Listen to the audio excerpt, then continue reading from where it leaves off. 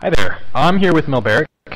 We've just basically finished our final game of Iron Grip Warlord, so we're all ready to talk about it, give you our opinions, and yeah, extend the review. To start off with, well, you've heard my opinions of the game, so what have you got to say about it, Jack Milberic? Yeah, it's a great game.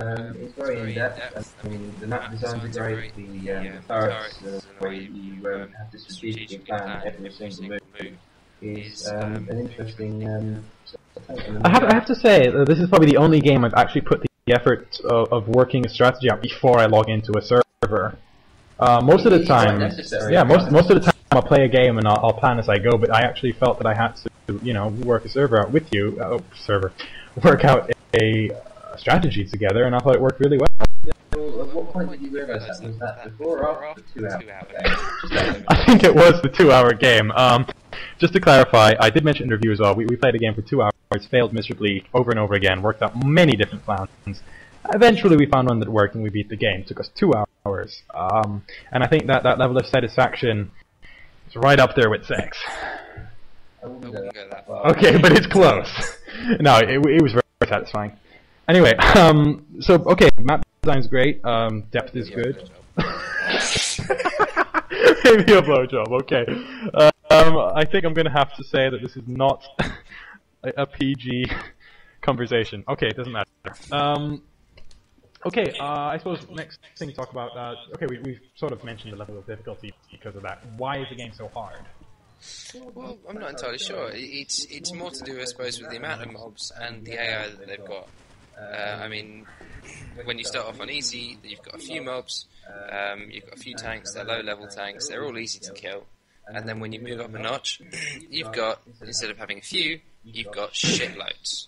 And by shitloads, I mean, yeah, probably every single army on the planet wouldn't be able to catch. Yeah, I agree. I think the whole time we were playing, we felt overwhelmed. Absolutely. Every time, until like right at the end, where we had like 1 million turrets. But until then, yeah. So that's another thing. The feeling of the game. It really does make you feel overwhelmed, and that you are, you know, a small ragtag group of people, you know, trying to protect a town from overwhelming forces. Yeah. Okay. Let's talk about the weapons. What's your favorite weapon in the game? I'm not entirely sure. I've got a couple of favourites really. I've got the sniper rifle, which I really enjoy taking them out with headshots, which is great fun. And then there's also the assault rifle, the heavy assault rifle, with the grenade launcher on the front. I find that's a bit of a more jack of all trades weapon, master of none, being that. I mean, it's great for crowd control. Don't get me wrong. Grenades are great for crowd control, but it's like you. Is that what you call it now? Crowd control?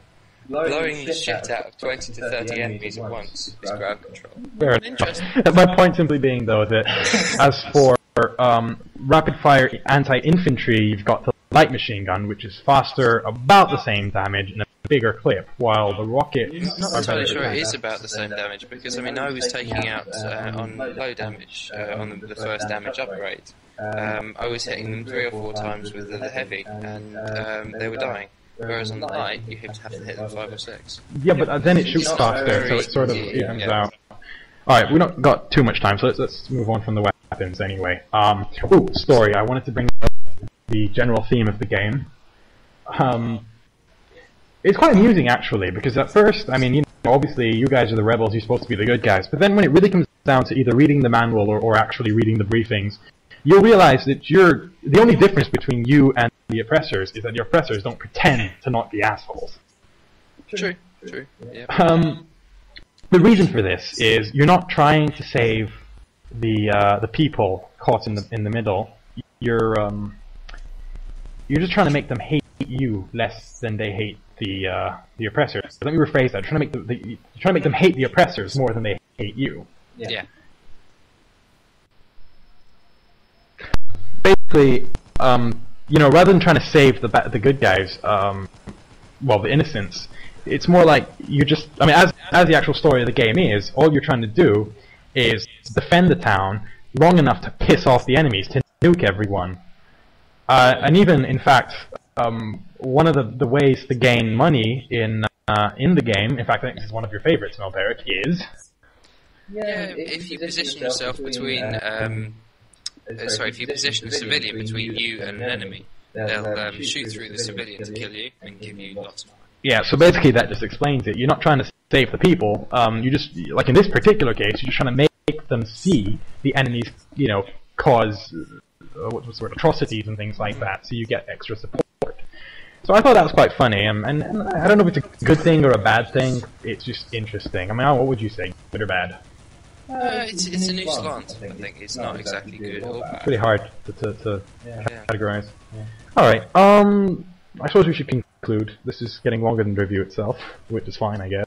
But yeah. So I say buy it. Okay, yeah. Hold on. Before we do that, servers are currently kind of empty. I think it's unfair to you know, make that a bad point, because it's kind of counterproductive to tell people not to buy a game simply because nobody's buying the game. If you know what I mean. Yeah. So what I would say is, okay, final conclusion: buy the game. It's good fun.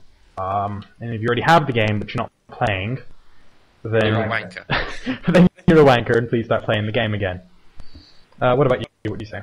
I would say yes, buy it.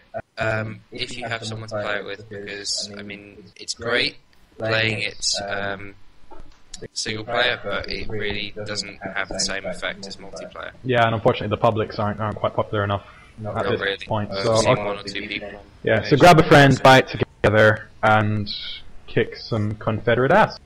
Yep. Yep. Down with the Confeds. Down with the fucking Confeds.